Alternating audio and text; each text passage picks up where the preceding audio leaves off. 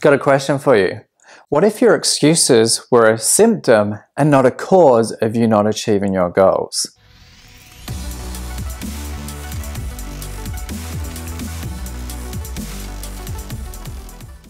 Hey guys, as best-selling author here, Ben Angel, of the upcoming book, The Identity Gap, a 90-day mission to become unstoppable, in which I traveled the country to interview the top biohackers, doctors, neuroscientists, and technology companies around how we can break through our self-imposed limits.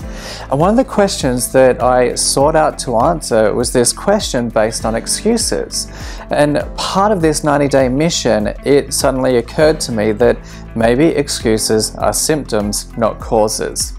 And when you think about how we live our lives and the extra pressure that we put on ourselves, we very much have a hustle culture, which is if you're not performing at your best, you're simply weak-minded, you've got to toughen up and push through. But what if we look at this very differently?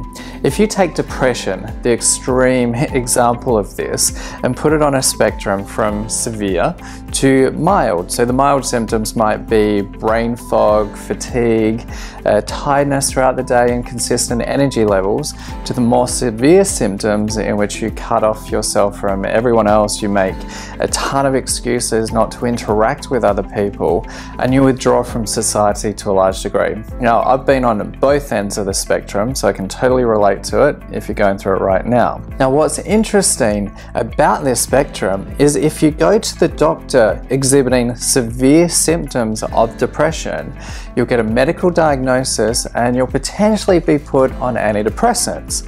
Yet at the milder end of that, we get told that we need to toughen up, we're just being weak, go self-medicate with a self-help book, read an inspirational story, and you'll be fine.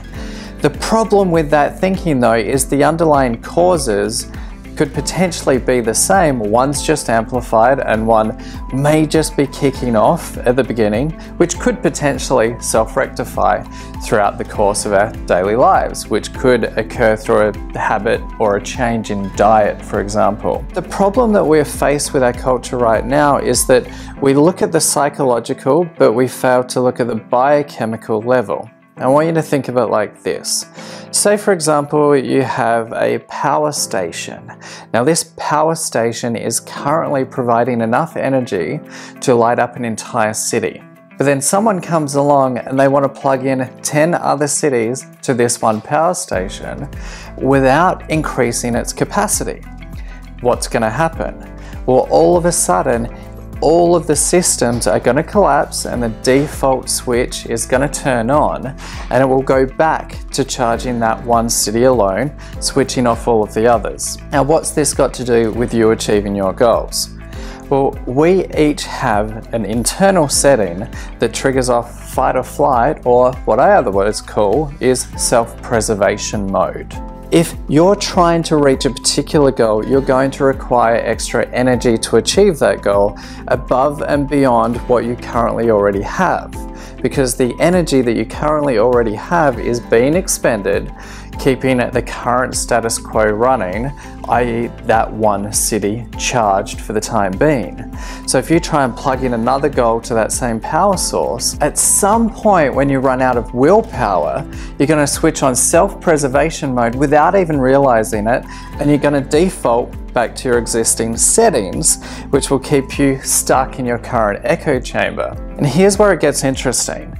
I want you to picture your daily energy source as a battery, or a battery to my American friends. Now, if your battery gets down to 50% charge throughout the day, and obviously we all fluctuate up and down throughout the day, but when your battery hits 50%, you suddenly drop from conscious and deliberate creation to unconscious thought and not so deliberate creation. Now, when you hit this 50%, your brain is going to protect you from yourself to preserve its current energy supplies. And it does so because it has to use those internal resources to fuel biological processes within our body. So if you think about your prefrontal cortex, that's in control of impulse control. So when you hit the 50% level, suddenly your impulse control goes to the off setting, which means that trying to remain disciplined to achieve your goals becomes completely unattainable, and you suddenly become plagued with excuses. So when I look at excuses now, I see it as self-preservation mode being switched on, and that's a trigger that we need to look at and have some self-awareness to the point that, hey, yeah, I'm tired.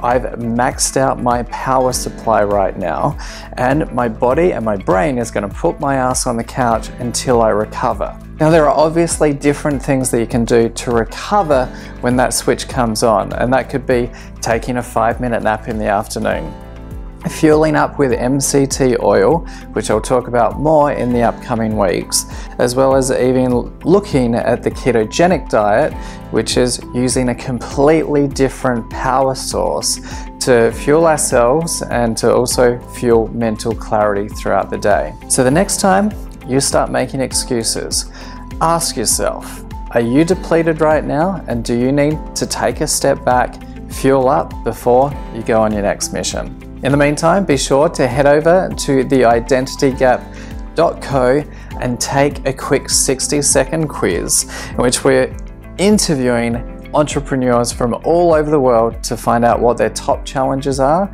so I can cover them in my upcoming book that will be out through Entrepreneur Magazine and Entrepreneur Press in October of 2018. That's theidentitygap.co. Head over there now and I'll catch you soon. Take care.